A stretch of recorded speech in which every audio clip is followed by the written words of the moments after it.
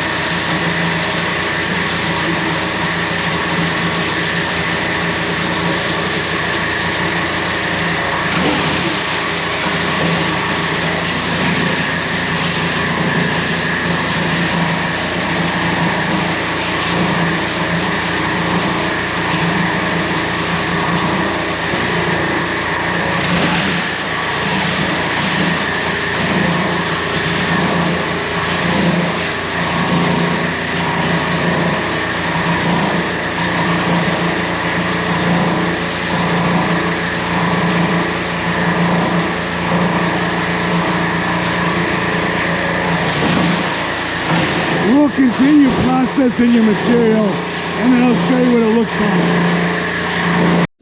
like. Here's your material. We ran this with a 6mm screen. It came out really nice. No heat, no problems with it. So we're going to bag this up and send the sample back to you.